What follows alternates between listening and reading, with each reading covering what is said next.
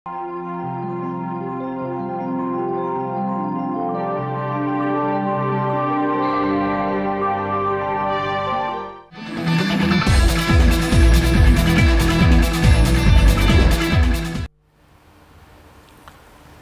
দর্শক মণ্ডলী, হাতিল আজকের সংবাদপত্রে আপনাদের সবাইকে স্বাগত জানাচ্ছি। দর্শক মণ্ডলী, আমাদের সঙ্গে রয়েছেন ডক্টর জাহিদুর রহমান। আপনারা সবাই তাকে চেনেন, সংবাদ বিশ্লেষক এবং ইউটিউবের সবচেয়ে সরব মানুষ যিনি বাংলাদেশের খবরাখবর বাইরে প্রচার করছেন। আজ জাহিদ, আপনাকে স্বাগত জানাচ্ছি স্টুডিওতে। ধন্যবাদ আপনাকে। শিরোনাম দেখেন, এই ফের মুখ খুললেন মঈন। পিলখানা হত্যাকাণ্ড নিয়ে চাঞ্চল্যকর তথ্য, আগুনের সূত্রের খোঁজ, সমকাল স্বাধীন মত প্রকাশে বাধা ও কণ্ঠরোধের সংখ্যা, রাজনৈতিক অনৈক্য হতে পারে গণহত্যার বিচারে বড় বাধা, মানবজমিন অ্যাক্রিডিটেশন কার্ড বাতিলের তীব্র প্রতিক্রিয়া, 25 সালের মধ্যে জুলাই হত্যার বিচার, আমার দেশ মোদির রেস্কিউ মিশন হাসিনা, বিকল্প স্থানে অফিস চলবে ক্ষতিগ্রস্ত মন্ত্রণালয়গুলোর, কালের কণ্ঠ পর্যটন বিকাশে নেই মহাপরিকল্পনা, নেই বিদেশি পর্যটক, দেশিরও বিদেশমুখী, কালবেলা সম্মেলন ঘিরে উজ্জীবিত বিএনপির তৃণমূল, বিজয় ধরে রাখতে প্রয়োজন সবার সম্মিলিত প্রয়াস, দেশ রূপান্তর হাসিনার বিচার এপ্রিলের শুরু ডিসেম্বরের শেষ, 17তে না বিএনপির সময়ের আলো, বিএনপির সমন্বয়ক বিরুদ্ধে তৃণমূলে, ক্ষতিগ্রস্ত 5 মন্ত্রণালয়ের কাজ চলবে সংস্থার অফিসে, খবরের কাগজ, সমঝোতার সন্ধানে জাতীয় সংলাপ, অর্থনীতিতে সামনে কঠিন চ্যালেঞ্জ, ইনকিলাব আমলাতন্ত্রের গেরাকলে দেশ, হাসিনাকে ফেরাতে ঢাকার অনুরোধে গুরুত্ব দিচ্ছে না ভারত, দিনকাল রাজনৈতিক বিবেচনা ও লুটপাটের প্রকল্প বাতিল হচ্ছে, রমজানে ভোক্তার চাহিদা মেটাতে বেড়েছে আমদানি, সংগ্রাম আগামী বিজয় দিবসের আগেই জুলাই গণহত্যার বিচার, নিরাপত্তার ঝুঁকিতে প্রশাসনের প্রাণকেন্দ্র সচিবালয়, the Business Standard, Dhaka's net deal with India, what is in it and why BTRC now seeks to trim import. আপনি জানেন যে সচিবালয়ে অগ্নিকাণ্ডের পর হঠাৎ করেই সাংবাদিকদের অ্যাক্রিডিটেশন কার্ড, সব অ্যাক্রিডিটেশন কার্ড বাতিল করা হয়েছে। এই নিয়ে ব্যাপক প্রতিক্রিয়া। জি, আপনি কি মনে করেন না এটা সম্পূর্ণ অগণতান্ত্রিক? খুবই মনে করি। একটা প্রেক্ষাপট হচ্ছে, আপনি বললেন যে বাস্তবে যে আগুন আমরা আক্ষরিক অর্থে সে আগুন লেগেছে, সচিবালয়ে কিন্তু আরেকটা আগুন লেগে আছে। মানে এই প্রেক্ষাপটটা বিবেচনা নিতে হবে। সেটা হচ্ছে আমাদের জনপ্রশাসনের কর্মকর্তারা, তাদের বিশেষ করে যে প্রশাসন ক্যাডার সার্ভিসের যারা আছেন, তারা অন্য ক্যাডার সার্ভিসের সাথে এবং সত্যিকার অর্থে যে সংস্কার কমিশন আছে তার সাথে সংঘাতে জড়িয়ে পড়েছেন। তারা আলটিমেটাম দিচ্ছেন সেই কমিশনের প্রধানকে দিয়ে, 48 ঘন্টার সময় পারও হয়ে গেছে, সেটাকে সে বাতিল করতে হবে, এবং এই রিপোর্ট নিয়ে তুচ্ছতাচ্ছিল্য করেছেন, সরকারকে নিয়ে তুচ্ছতাচ্ছিল্য করেছেন। তো সচিবালয়ে এটাও একটা বড় কারণ আমি মনে করি সব কিছু মিলে এটাকে বন্ধ করার জন্য। এবং যেভাবে আপনি একযোগে সবাইকে বন্ধ করে দিলেন, আমরা দেখলাম যে প্রধান উপদেষ্টা প্রেস সচিব একটা ব্যাখ্যা দেওয়ার চেষ্টা করছেন, এগুলো যাচাই বাছাই করে দেখা হবে ইত্যাদি ইত্যাদি। কিন্তু মানে মূল সমস্যার জায়গা যেটা, আমরা শেখ হাসিনার সরকারের সময় একটা কথা বলতাম, যখনই কোনো তথ্য প্রবাহ বন্ধ করার চেষ্টা করা হচ্ছে তখন আমরা চোখ বন্ধ করে ধরে নিতে পারি এটা শেখ হাসিনার সরকার হোক আর ডক্টর ইউনূসের সরকার হোক, যে আপনি আসলে কিছু লুকাতে চাইছেন। এবং এই লুকাতে চাওয়া কিন্তু একটা জেনুইন সরকারের, একটা জনগণের জন্য কল্যাণকার সরকারের জন্য ভালো কিছু না। এটা একদম সোজা সাপটা কথা। সো এখানে আগুন লেগেছে, যখন এই সচিবালয়ে অগ্নিকাণ্ড হলো, সেটা কিভাবে কি হয়েছে এই খবরগুলো আসলে সব তো নিতে হবে। সেই খবরের জন্য সাংবাদিকরা যাবেন, কারণ এরকম একটা কি পয়েন্ট ইনস্টলেশনের মধ্যে প্রায় প্রতিদিন এমন ছোট ছোট মুহূর্তগুলো তৈরি করে জীবনের গল্প। Hatil, live and relive. নিশ্চিতভাবেই বলা যায় এটা নাশকতা, কারণ আমাদের ছবিতে আমরা দেখেছি দুটো ডিফারেন্ট পয়েন্টে একই সাথে আগুন লেগেছে। সো এই তথ্যগুলো তো জাতিকে প্রোভাইড করতে হবে। সাংবাদিকদের এখন ওখানে যাওয়া আর যে কোনো সময় চাইতে বরং জরুরি ছিল। নট অনলি দ্যাট, আমি তাদের যে ক্ষোভ এবং আন্দোলনের কথা বলছিলাম, এবং সেই সমাবেশে বলা হয়েছে যে 4 তারিখ তাদের একটা মহাসমাবেশ আছে। সো এইসব তথ্য জনগণের জন্য খুবই জরুরি তথ্য, এবং এই সময় সাংবাদিকদের সচিবালয়ে যাওয়াটা খুবই জরুরি ছিল। এবং এখনই এটা করলো। শুধু এখন না, ইনফ্যাক্ট এর আগেও বিশেষ কিছু সাংবাদিকের অ্যাক্রিডিটেশন কার্ড বাতিল করা হয়েছিল জেনারেলি, সেটা নিয়েও প্রচুর সমালোচনা হয়েছে তখনকার সরকারের বিরুদ্ধে এই সরকার করেছিলেন। আর এখন যখন একসাথে সবার করা হয়েছে, কারণ আমরা মানি এটা যে কিছু কিছু মানুষকে এই সচিবালয়ে ঢুকতে দিতে বাধা দেওয়া প্রয়োজন, এবং আমাদের এখানে এই আলোচনাটা আছে যে আমাদের বহু সকল সাংবাদিক আসলে সাংবাদিকতা করেননি শেখ হাসিনার এন্টায়ার সময়টাতে। কারণ এই বিতর্ক আছে যে যাদেরকে আমরা সাংবাদিক বলে চিনি তারা কি আসলেই সাংবাদিক ছিলেন? যখন একটা মাফিয়াতন্ত্র ক্ষমতায়, আমি শেখ হাসিনা সরকারকে আসলে ফ্যাসিবাদী সরকার বলি না, এটা একটা মাফিয়াতন্ত্র ক্ষমতায় আছে, তাকে যারা ক্ষমতায় থাকতে সহায়তা করেছে, কোনো না কোনো ফর্মে তার ন্যারেটিভকে সাপোর্ট করেছে, সেটা সমর্থন করার জন্য লিখেছে, বলেছে, তারা সাংবাদিক কিনা প্রশ্ন আছে। সো সেরকম যদি কাউকে সিলেক্টও করতে হয়, এটা কোনো কঠিন কাজ না যে আপনাদের জন্য দিনের পর দিন মাসের পর মাস লাগবে। খুব দ্রুত এই লিস্টটা পর্যালোচনা করা সম্ভব। সো স্থগিত করলেও নির্দিষ্ট কিছু মানুষের স্থগিত করে সেগুলো যাচাই বাছাই করেও হতে পারতো। সবার নাকি তো আগুন লাগার পেছনে কি সাংবাদিকরা দায়ী? নো ওয়ে না, উনি আপনি এখন খবর ধামাচাপা দিতে চাইছেন, আমি এটাকে এভাবেই দেখবো। আচ্ছা, খবর ধামাচাপা দিতে চাইছেন, সাংবাদিকরা এই আগুন লাগিয়েছেন তা না, কিন্তু এখানে নিশ্চয়ই এমন কিছু আছে যেটা সরকার লুকাতে চায়। আবারও বলছি, শুধু এই আগুন না, আমি সেই সকল তাদের আন্দোলনের যে আগুন আছে সেই আগুনটার ব্যাপারেও তারা প্রশ্নের মুখে পড়া উচিত। আমরা জানতে চাই তো যে সার্ভিস রুল ভেঙে কিভাবে একাধিক দিন এ ধরনের অনুষ্ঠান তারা করেন। একটা নিজেরা করেছেন যারা কর্মত, আরেকটাতে অবসরপ্রাপ্তদেরকে ডেকে নিয়ে এসেছেন, তারা একত্র একদম একটা ক্ল্যানের মতো, মানে ক্ল্যাশ অফ ক্ল্যান একটা গেম ছিল।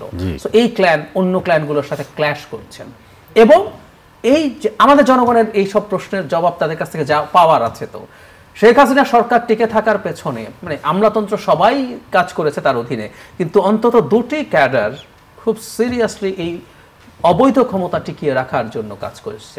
কারণ ক্ষমতা তাদের হাতে, একটা হলো পুলিশ আর একটা হচ্ছে প্রশাসন ক্যাডার। পুলিশ তো তাদের ফৌজদারি অপরাধ মাফ হবে না, কিন্তু পুলিশের আইজিপি মাফ চেয়েছেন, পুলিশের ঢাকার যিনি চিফ আছেন তিনি মাফ চেয়েছেন, র্যাব মাফ চেয়েছেন জাতির কাছে যে না তাদের ভুল হয়েছে, তারা পেশাদারিত্বের সাথে কাজ করেননি। আর এনারা এই 4 মাসের মাত্র সামান্য বেশি সময় গেল, তারা এইভাবে হুমকি দিচ্ছেন একটা সংস্কার কমিশনের প্রধানকে। সো এই আগুনেরও তো আমরা জবাব জানতে চাইব। সব কিছু থেকে একসাথে সাংবাদিকদেরকে বন্ধ করে দেওয়া হলো বলে আমি মনে করি।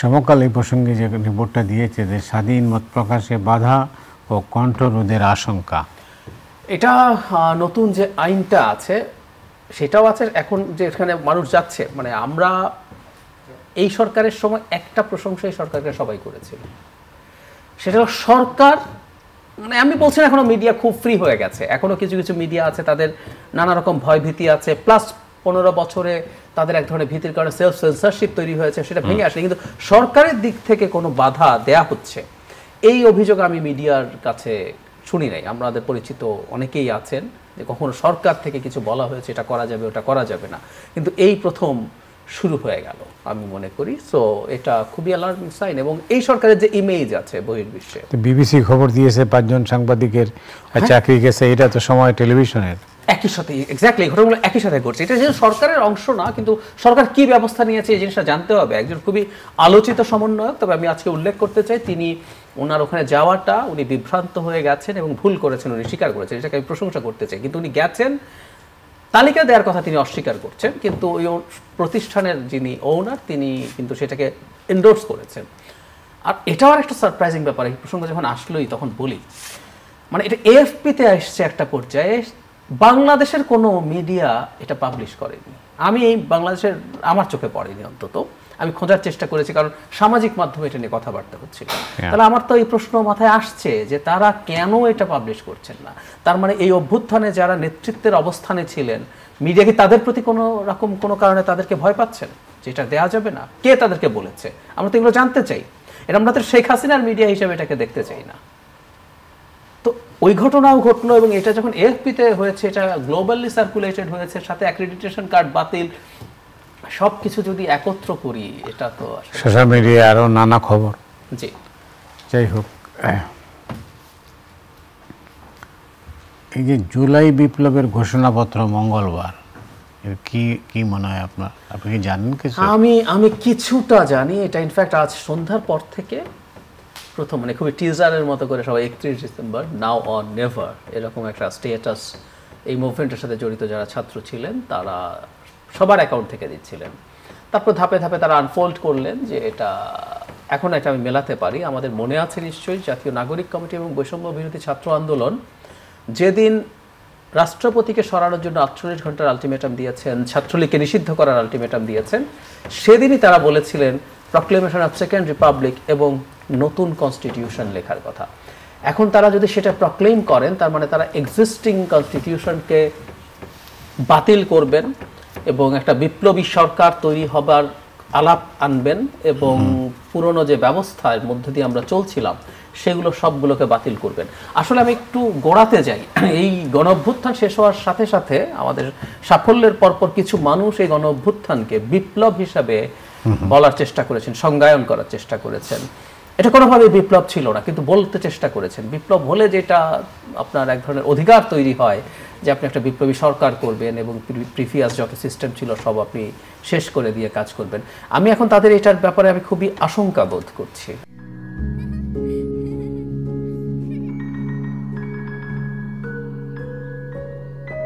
প্রতিদিন এমন ছোট ছোট মুহূর্তগুলো তৈরি করে জীবনের গল্প। Hatil, live and relive. আশঙ্কা বোধ করছি কারণ হলো আমরা কিছুদিন আগে ইকোনমিস্টের যে আমরা শ্রেষ্ঠ দেশ হয়েছি পৃথিবীর, তার মধ্যে এই না যে আমরা শেখ হাসিনাকে পতন ঘটিয়েছি এবং তাকে পালাতে বাধ্য করেছি। আসাদের বিরুদ্ধে সাকসেসটা তো আরো বড়, গৃহযুদ্ধ করে তাকে 13 বছর ফাইট করে সরিয়েছে। কিন্তু সিরিয়া তো ফার্স্ট হয়নি, ফার্স্ট হয়েছে আমরা। কারণ হচ্ছে পোস্ট হাসিনা আমাদের দেশটা একটা মোটামুটি স্টেবল অবস্থায় আছে। সিরিয়ায় তাকে পতন ঘটানো গেছে কিন্তু ওখানে বিভিন্ন দল উপদল বিভিন্ন জায়গার নিয়ন্ত্রণে আছে। As a whole Syria country হিসাবে স্টেবল অবস্থায় নেই, এটা কবে আসবে কোনো ঠিক নেই। সুতরাং আমাদের ওই স্টেবিলিটিটা সিরিয়াসলি হ্যাম্পার্ড হবে বলে আমি মনে করি। আমি জানি না তারা কি করতে যাচ্ছেন, কারণ তাদের কেউ কেউ যা লিখেছেন এবং গুরুত্বপূর্ণ সমন্বয়ক যেগুলো শেয়ার করেছেন সেই তথ্যের ভিত্তিতে বলতে পারি যে তারা নতুন কনস্টিটিউশনের ঘোষণা এবং এই সরকার না একটা বিপ্লবী সরকার আসবেন এবং এক্সিস্টিং যত সিস্টেম আছে আমাদের যা ইনস্টিটিউট স্ট্রাকচার যা আছে সব বাতিল ঘোষণা তাদের দিক থেকে, মানে বিপ্লবী সরকার হতে যাচ্ছে, বিপ্লবী সরকার হবে এরকম একটা ইঙ্গিত তাদের এর মধ্যে আছে। মানে এখন ধরে আমি এখন সরাসরি যদি বলি যে খুব বড় একটা রাজনৈতিক দল এই মুহূর্তে মাঠে সবচেয়ে বড় রাজনৈতিক দল বিএনপি, তারা তো এটা অ্যাকসেপ্ট করেন না। এটা অলরেডি তারা এইসব নিয়ে আলোচনা করেছে। তার মানে আমরা একটা স্পষ্ট সংঘাত দেখতে পাচ্ছি। প্রশ্ন হচ্ছে যে তাদের শক্তি কতটা আছে যে এটার তারা শেষ পর্যন্ত করবেন। এবং এটাও খুব উদ্ভট বা অদ্ভুত বলবো আমরা, যদি তারা বিপ্লব মনে করেন, বিপ্লব হওয়ার 5 মাস পরে এসে ওনাদের মনে হলো ইন ফাইন মর্নিং যে এটা বিপ্লব, আমরা একটা বিপ্লবী সরকার গঠন করব, তো খুবই অদ্ভুত। কিন্তু আমি মনে করি এটা কোনো একটা পরিকল্পনা হচ্ছে দেশে। এই যে একটা স্টেবল অবস্থা আছে, এই স্টেবল অবস্থাটা থাকতে দেওয়া যাবে না। আমাদের অনেক সমস্যা আছে, আমাদের অর্থনীতির অবস্থা ভালো না, আমাদের আইন শৃঙ্খলা রক্ষার অবস্থা ভালো না, নানান রকম সমালোচনা আমরা করতে পারি, কিন্তু মোটা দাগে বাংলাদেশে খুব আনস্টেবল অবস্থায় নাই এবং এটাকে আনস্টেবল করার চেষ্টা আছে নানা দিক থেকে। এটা আমি আরেকটা আনস্টেবল করার চেষ্টা দেখছি এবং এটা একটা ম্যাসিভ আনস্টেবল সিচুয়েশন তৈরি করতে পারে, যেটা তখন বিপ্লব তো দূরেই থাকুক, আমাদের যে গণ অভ্যুত্থান সেটারও যে বেনিফিট পাওয়ার কথা সেটাও আমরা পেয়ে উঠবো কিনা। আপনি নিজে এটাকে গণ অভ্যুত্থান না বিপ্লব কোনটা মনে করেন? আমি স্পষ্টভাবে এটাকে গণ অভ্যুত্থান মনে করি, এটা কোনোভাবেই বিপ্লব না। আমি একটু যদি এক্সপ্লেন করি, আলোচনাগুলো দরকার অনেকদিন, মানে পরপর থেকেই করছি। আমাদের গুরুত্বপূর্ণ, খুবই গুরুত্বপূর্ণ একজন পাবলিক ইন্টেলেকচুয়াল এই আলাপটা শুরু করেছিলেন, সেটা কেউ কেউ সমর্থন করেছেন, আমি তার বিরুদ্ধে তখন থেকেই কথা বলছি। একটা বিপ্লব মানে আমরা যদি এই গণ অভ্যুত্থানের আসলে আমাদের অ্যাসপিরেশনস কি ছিল, আমাদের শেখ হাসিনার বিরুদ্ধে অভিযোগ কি ছিল, আমরা এই দাবি করি নাই যে বাংলাদেশে যে সিস্টেমটা ছিল এই সিস্টেমটাই পুরো খারাপ। একটা রেভলিউশন একটা সিস্টেমকে পাল্টে দেয়, সিস্টেমকে পাল্টে দিতে হয়। আমাদের শেখ হাসিনার বিরুদ্ধে অভিযোগ ছিল যে আমরা যে সিস্টেমটা নিয়েছি একটা বুর্জোয়া ডেমোক্রেটিক সিস্টেম, একটা বুর্জোয়া ফ্রি মার্কেট ইকোনমি, এটা শেখ হাসিনা ম্যানিপুলেট করেছেন। আমি ওই সিস্টেমটাই চাই, আমি ভোট দিতে চাই, ভোটটা ফেয়ার হতে হবে। আমি ব্যবসা করতে চাই, ক্যাপিটালিস্টরা থাকবেন এখানে ব্যবসা করবেন, আমার অর্থনৈতিক সিস্টেম এরকমই হবে, কিন্তু এর মধ্যে লুটপাট চুরি কম হবে। প্রশাসনে যে এই প্রশাসনিক সিস্টেমই আমি চেয়েছি, এখানে ঘুষ দুর্নীতি কম হবে। এই পলিটিক্যাল সিস্টেমই আমি চেয়েছি, চাঁদাবাজি হামলা মামলা কম হবে। মানে আমি লিখতে চাই, আমাকে লিখতে দিতে হবে। সো আমাদের এটাই ছিল মোটা দাগে, এগুলো মোটা দাগে। আমার মানবাধিকার লঙ্ঘন হবে না, মানে আমাদের দেশটা জনগণ মোটেও নতুন কোনো ব্যবস্থা চায়নি। ইরানিয়ান রেভলিউশন পুরো সরকার, অর্থনৈতিক ব্যবস্থা সব পাল্টে ফেলেছে। চায়নার রেভলিউশন পুরো সিস্টেম পাল্টে ফেলেছে একটা স্টেটের। This all are revolutions. French revolution আমাদেরটা রেভলিউশন না। মানে একটা স্বৈরাচারের পতন হলে যদি রেভলিউশন হয়ে যায় পৃথিবীতে, তাহলে প্রতিদিন রেভলিউশন হচ্ছে। স্বৈরাচারের পতন মানে আমাদের এরশাদের সময় তো একটা স্বৈরাচার পতন হয়েছে, ওটা রেভলিউশন ছিল? নো না। কিন্তু এই প্রেক্ষাপটে অনেকেই যেটা বলতে চান যে তিউনিসিয়ায় বিপ্লবের পরে তারা একটা দুর্বল গণতন্ত্র পেয়েছিল, আর আমরা পেয়েছি জনপ্রিয় এবং দুর্বল সরকার। একদম। তিউনিসিয়া তাও নানান চড়াই উতরাই দিয়ে একটা মোটামুটি স্টেবল অবস্থায় যেতে পেরেছিল। কিন্তু আমি এই অভ্যুত্থান পরবর্তী মিশরের কথা যদি বলি, সেখানে তো ডিজাস্টার হয়েছিল। সেখানে ঠিক আমরা এখন যা করছি, ইডিওলজিক্যাল ডিবেট করতে করতে করতে করতে করতে মাঝখান থেকে একজন সেনা শাসক এসে দীর্ঘ সময়ের জন্য রুল করছেন, শাসন করছেন। সো ওই ঝুঁকি আছে। আমরা কিন্তু সোফার একটা স্টেবিলিটির মধ্যে দিয়ে যাচ্ছিলাম। নির্বাচনটা আগে হবে না পরে হবে, সময় একটু বাড়িয়ে কমিয়ে যদি একটা নির্বাচন হয়ে একটা স্টেবল গণতান্ত্রিক সরকার আসতো, সেটা যেই হোক না কেন, আমরা এই ট্রানজিশনটা হতো। কিন্তু এটা ভালো লাগছে না কারো ফর শিওর। তাই তো মনে হয়। এবং আপনি মানে বিপ্লব নিয়ে আরেকটু বলি, মানে বিপ্লবের জন্য বিপ্লব কতটুকু সফল হয়েছে ডিফারেন্ট ডিবেট। চাইনিজ রেভলিউশন মাও যেভাবে করতে চেয়েছেন, তার যে দেশ ছিল চায়না, আজকে তার সেই নীতিতে এই জায়গায় আসে নাই। দেং থেকে শুরু করে, দেং জিয়াওপিং থেকে শুরু করে পরে। কিন্তু মাওয়ের রেভলিউশন হওয়ার জন্য এই 49-এর আগে তার কি পরিমাণ পরিশ্রম এবং কাজ আছে, এবং তারা ঘোষণা করেছেন, ঘোষণা করে তারা কি চান এগুলো বলে বিপ্লব করেছেন। ম্যানিফেস্টো ছিল। কোটার জন্য আন্দোলন শুরু হওয়া একটা আন্দোলন, যেটায় শেখ হাসিনার পতনের কথা শেষ 2-3 দিনে বলা হয়েছে। ব্যবস্থা দূরেই থাকুক, কোটার জন্য ওনারা সরকারি চাকরি চেয়েছেন। And frankly speaking, Sheikh Hasina ক্ষমতায় থাকলে শেখ হাসিনার অধীনেই এই প্রশাসন, পুলিশ, এগুলোই তারা হতে চেয়েছিলেন। ওখানে বৈষম্য ছিল বলে ফাইট করেছেন। তারপর তার হত্যাটা রেদার হত্যার প্রতিবাদ, তখনও শেখ হাসিনার পতন চাওয়া হয় নাই। আমার বন্ধুকে হত্যা করা হয়েছে, বিভৎসতা দেখে নেমে গেল। তারপর আস্তে আস্তে ওই জায়গায় 9 দফা যে ছিল, ওর মধ্যেও শেখ হাসিনার পতনের কথা ছিল না। আর একটা বিপ্লবের জন্য বছরের পর বছর কাজ করতে হয়, ম্যানিফেস্টো আনতে হয়, এনে দাঁড়াতে হয়। সেগুলো করবো না। এখন একটা সরকার পতনের পর কিছু মানুষের মনে হয়েছে তারা তাদের চিন্তা মতো এই দেশটাকে গড়ে তুলতে চান, তাদের মতো করে। সুতরাং এটাকে বিপ্লব ঘোষণা দিয়ে এই স্টুডেন্ট যারা আছেন তাদেরকে সামনে রেখে তারা এই কাজটা করতে চাইছেন। আপনি জানেন, সমকালের আরেকটা শিরোনাম দেখছি যে রাজনৈতিক অনৈক্য হতে পারে গণহত্যার বিচারে বড় বাধা। আপনি জানেন এটা হচ্ছে যে জাতীয় সংলাপটা যেটা হচ্ছে, সেই সংলাপের আলোচনার একটা অংশ। এটা হলো ফোরাম ফর বাংলাদেশ স্টাডিজ। এই সংগঠনটা আমি নিজেও একজন সদস্য, প্রতিষ্ঠান সময় থেকে আছি। এই সংগঠনটা গুরুত্বপূর্ণ কাজ করেছে এবং এবার চেষ্টা করেছি আমরা মোটামুটি বিভিন্ন দল, মত, শ্রেণী পেশার মানুষকে একত্র করে একটা ঐক্যমত্য সৃষ্টির চেষ্টা। মানে আমি এই কথাটাকে আসলে খুব জোর দিয়ে নিতে চাই না।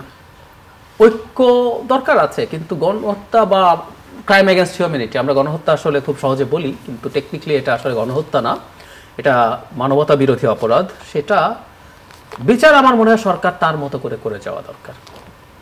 রাজনৈতিক মতৈক্য থাকলো কি থাকলো না দেখার দরকার নেই, বিচার তার নিজের গতিতে চলা দরকার আছে। এই সরকারের গুরুত্বপূর্ণ কাজগুলোর মধ্যে এটা একটা। তারা যেটা বলছেন আমি জানি না এটা একটু আর্লিয়ার হচ্ছে কিনা, মানে খুব অল্প সময়ের কথা বলা হচ্ছে। মানে বিচারিক প্রক্রিয়া যদি ডিসেম্বরে শেষ হয়ে যায়, যথেষ্ট সময় কিনা আমি সন্দিহান একটু। এটা ওনারা ভালো বুঝবেন, কিন্তু এই বিচারের প্রতি গ্লোবাল নজর আছে এবং এর মধ্যে আমরা কিন্তু কিছু ভুলভাল করছি। যেমন কিছুদিন আগে একটা নিউজ নিশ্চয়ই আপনি দেখেছেন, জাতিসংঘের যে তদন্ত দলকে বাংলাদেশ নিজে ইনভাইট করেছে, তাকে যথেষ্ট তথ্য দেওয়া হয়নি। এই যে অপরাধগুলো হলো, বিশেষ করে আইনশৃঙ্খলা রক্ষাকারী বাহিনীর তথ্য, অথচ এই তথ্যগুলো যদি দেওয়া হতো, জাতিসংঘের তদন্তের রিপোর্টটা কিন্তু শেষ পর্যন্ত শেখ হাসিনার বিরুদ্ধে যেতে পারে।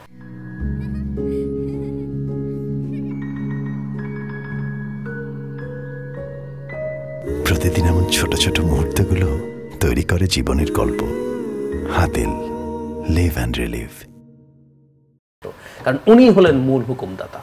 এখন জাতিসংঘ ইনকমপ্লিট রিপোর্ট দেবে, সো সরকার একটা বিচার করতে চাইছে যেখানে সারা পৃথিবীর দৃষ্টি আছে, এখানে এই বিচারটা ঠিকঠাক মতো হওয়া দরকার এবং সময় বরং বেশি লাগলে লাগুক, মতৈক্য হোক না হোক সরকারের উচিত হবে এই কাজটা এগিয়ে যাওয়া।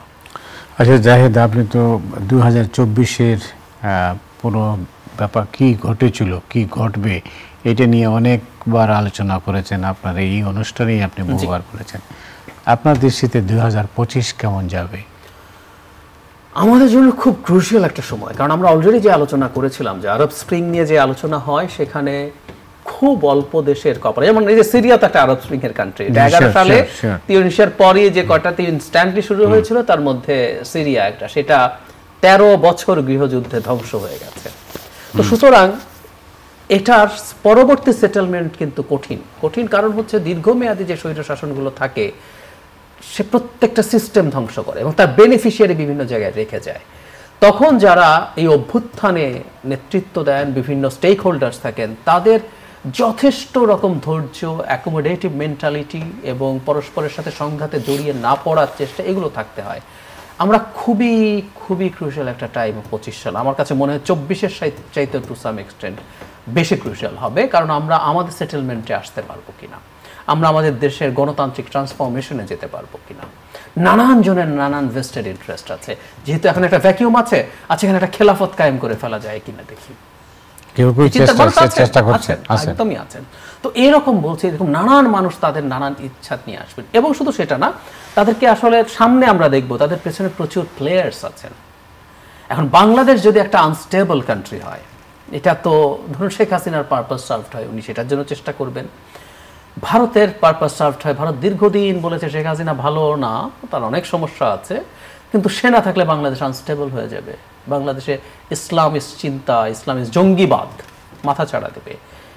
এইগুলোর প্রত্যেকটা চেষ্টা আমাদের দেশে থাকবে। আর এখন আমরা ষড়যন্ত্র আছেই, কিন্তু এই ষড়যন্ত্র ভালো কাজ করে যখন আমরা নিজেদের মধ্যে ফাইট করি, ওটা চেয়ে ফার্টাইল কোনো গ্রাউন্ড আর নাই ষড়যন্ত্র জন্মানো এবং বড় হওয়ার ক্ষেত্রে, আমাদের সেটা তৈরি হচ্ছে। আমি এর মধ্যে নিশ্চয়ই লক্ষ্য করেছেন যে কেউ 16ই ডিসেম্বরকে বিজয় দিবস মানেন না। হ্যাঁ, দেখেছি। এই যে এই অনাবশ্যক বিতর্কগুলো আনা হচ্ছে প্রত্যেকটা জিনিসকে, আমি এটা বলছি না যে কথা বলা যাবে না, কিন্তু আমরা প্রত্যেকটা জিনিসকে ভিত্তিকে, শুধু সেটা না, কেউ বলছেন 24 দিয়ে 71 আর থাকবে না। আমি নিজে রীতিমতো 16 ডিসেম্বরকে মাথায় রেখে এই একটা কলাম লিখেছি একটা পত্রিকায় এই ইস্যুটা নিয়েই, আসলে মানে আমাদের 24কে মর্যাদা দেওয়ার জন্য 71 খারিজ করার প্রশ্নে, বরং 71-এর যে লড়াই, 90ও সেটার কন্টিনিউশন। আমরা সাম্য, মানবিক মর্যাদা, সামাজিক ন্যায় বিচার চেয়েছিলাম, সেটা আমরা আসলে পাইনি। আমরা একটা ডিফারেন্ট দেশ পেয়েছি, আমরা কোনোদিন পাইনি। সুতরাং 90 থেকে শুরু করে আরো যত লড়াই আমাদের আছে, এই 24 প্রত্যেকটা আসলে 71-এর কন্টিনিউশন। কিন্তু কেউ 71 খারিজ করে দিতে চায়, কারণ 71 নিয়ে তাদের লজ্জার ইতিহাস আছে, তারা সেটা খারিজ করে দিয়ে তারা মনে করে যে এটার উপরে ভিত্তি করে দেশ দাঁড়াবে। এই চেষ্টা আছে এবং এই জিনিসগুলো আসলে আমাদের সিরিয়াস অনৈক্য তৈরি করছে, এবং এটা আমি নিশ্চিতভাবে বলতে পারি নানা জায়গা থেকে পুষ্কে দেওয়ার চেষ্টা আছে। আমরা জানি এটা বুঝতে পারা উচিত, এবং আমাদের উচিত হলো তাদের এই যে চেষ্টা বা পরিকল্পনা সেটাই বাদ সাধা। এই বিষয়গুলো সামনে রেখে জাতীয় ঐক্য কিভাবে হবে? আমি খুব জটিল দেখছি। আমাদের জাতীয় ঐক্যের প্রধান সমস্যা যেটা আমি মনে করি, আমি এই অনুষ্ঠানে একটা বড় সেশন যেখানে সব দলের প্রধানরা ছিলেন সেটা মডারেট করেছি। আমি কাছ থেকে যেহেতু শোনা হয়েছে সবার বক্তব্য, ওখানে শুধু দল না, ওখানে আমাদের খুব গুরুত্বপূর্ণ পাবলিক ইন্টেলেকচুয়ালসরা ছিলেন, উপদেষ্টারা ছিলেন। আমি যে প্রবলেমটা দেখেছি সেটা এখানেও দেখলাম। আমি দীর্ঘদিন আলোচনা এই কথাটা বলছি, আমাদের আসলে মূল সমস্যাটা হচ্ছে আমাদের এক্সপেকটেশন। কোনো জায়গা থেকে অকল্পনীয় এক্সপেকটেশন তৈরি করা হচ্ছে। মানে আমি এটাকে ছোট বলে মনে করি না। কেউ বলেন শুধু শেখ হাসিনা চলে গেছে, এটা শেখ হাসিনা চলে যাওয়া বা তাকে পালাতে বাধ্য করাটা আমাদের জন্য বিরাট সাফল্য, কারণ আমাদের যাবতীয় চিন্তার পথে উনি ব্যারিয়ার হয়ে দাঁড়িয়েছিলেন। এবার সংকট যেটা তৈরি হয়েছে, আমরা অনেকে অবিশ্বাস্য রকম বেশি কিছু চাইছি। এখন বিপদ যেটা হয়, অনেক বেশি কিছু চাইতে গিয়ে আমরা ক্ল্যাশে জড়িয়ে তারপরে শেষ পর্যন্ত আর একমত হতে পারলাম না। ফলে আমরা কম যতটুকু ঐক্যমত্য হতে পারত। বিতর্ক যে কোনো সমাজে হতে পারে, হওয়া উচিত, কিন্তু কিছু মৌলিক বিষয় আছে যেটা নিয়ে বিতর্ক না হলেই ভালো, এবং যেভাবে আমরা রেটরিক ব্যবহার করি, বিতর্ক হোক, মানে কিন্তু এটা যাতে এমন না হয়ে যায়। যেমন এই যে ফ্যাসিবাদের মানে শেখ হাসিনা, তাদের ভাষায় শেখ হাসিনা এবং তার ফ্যাসিবাদী দোসরদের বিচারের শেষ হওয়ার আগে যারা নির্বাচন চাবে তারা জাতিস্বর। প্রতিদিন এমন ছোট ছোট মুহূর্তগুলো তৈরি করে জীবনের গল্প। Hatil, live and relive. এটা কি করে? এরকম যখন একটা মন্তব্য কেউ করছেন, এটা কিন্তু প্রবলেম তৈরি করে। সরকারের থেকে মানে দায়িত্বে থাকে একজন যখন বলছেন যে 53 বছর রাজনীতি কিছুই করে নাই, আমরাই করব সব, এই ধরনের মন্তব্য, এইগুলো প্রবলেম তৈরি করে ইনফ্যাক্ট। তো আমি এটাই দেখছি যে এই ঘটনাটা আছে এবং এটাই বিপদের জায়গা। আমাদের আসলে এই মুহূর্তে উচিত আমরা লিস্ট কতগুলো জায়গায় একটু ঠিক করে লিস্ট এবং প্রত্যেকের প্রতি শ্রদ্ধা রেখে, মানে অভ্যুত্থানের পর একটা অদ্ভুত প্রবলেম হয়েছে ক্রেডিট ক্লেম করা। মানে এটাকে যদি এরকম হয় যে একটা প্ল্যান্ড রেভলিউশন, কেউ কেউ রেভলিউশন যারা বলছেন, এবং সেটার প্ল্যানার আছেন একজন, মাস্টার মাইন্ড আছেন একজন, তাতে এটার একটা ন্যারেটিভ। আর যদি এটা স্পন্টেনিয়াস মুভমেন্ট হয়ে থাকে তাহলে কিন্তু গল্পটা ভিন্ন। এখানে বিভিন্ন শ্রেণী পেশা তার প্রয়োজনে নেমে এসছেন। পলিটিক্যাল পার্টিস তার বাইরের মানুষ অনেক অনেক আছেন, এরকম অসংখ্য। এটা যদি সেটা হয়ে থাকে, এককভাবে ক্রেডিট ক্লেম করার টেন্ডেন্সি যখন শুরু হলো, তখন অন্যরা যখন বাতিল হয়ে পড়লেন। আমি একটা উদাহরণ দিই, আমি প্রোগ্রামে বলছিলাম ডক্টর জাফরুল্লাহ, ইনফ্যাক্ট একদিন আগের ঘটনা, তো আমি একটু বলতেই চাই, মানে কত মানুষের অবদানে এই মুভমেন্ট হয়েছে।